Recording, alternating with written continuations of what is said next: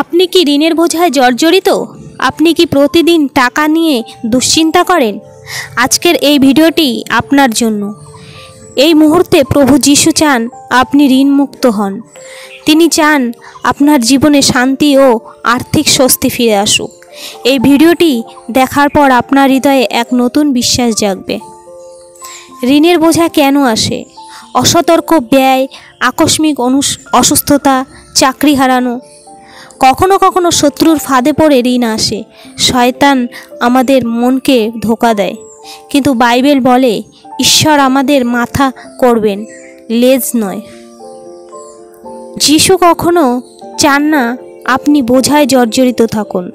ভয় করিও না, আমি তোমার সঙ্গে আছি। ঋণ মুক্তি মানে কেবল টাকা নয়, মানসিক স্বাধীনতাও। ঈশ্বর তার সন্তানদের অভাবের মধ্যে ফেলে দেন না। তারা দেরি করতে পারেন, কিন্তু করেন না ভুল। এই বিশেষ প্রার্থনাটি করুন। প্রভু যিশু, আমি তোমার কাছে আজ স্বীকার করছি আমি ঋণে ডুবে আছি। আমার ভুল, অজ্ঞানতা আর পরিস্থিতির জন্য আমি অনুতপ্ত। তুমি জানো আমার অভাব, তুমি জানো আমার সীমাবদ্ধতা। তোমার রক্তের মাধ্যমে আমাকে মুক্ত করো। ঈশ্বর, তুমি বলো তোমার করুণা নতুন প্রত্যেক সকাল।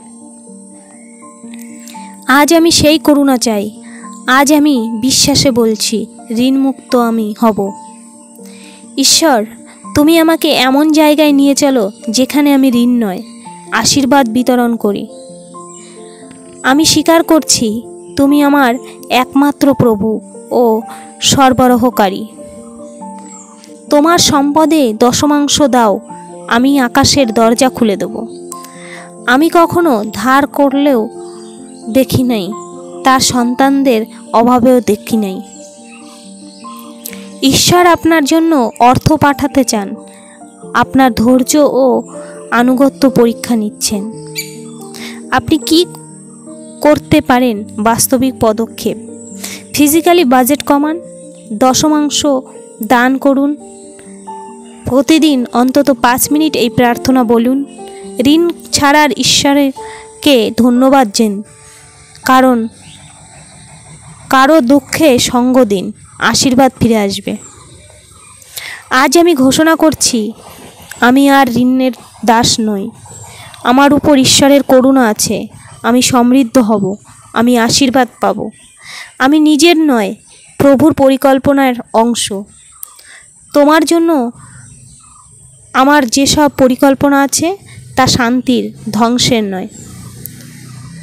আপনি যদি এই প্রার্থনা অন্তর থেকে করে থাকেন তবে বিশ্বাস করুন যিশু শুনছেন। ভিডিওটি বন্ধুদের সাথে শেয়ার করুন। যার যার জীবনে এই প্রার্থনা দরকার কমেন্টে লিখুন, আমি ঋণমুক্ত হব যিশুর নামে। আপনার জীবন বদলে যাবে। শুধু অপেক্ষা করুন আর বিশ্বাস করুন।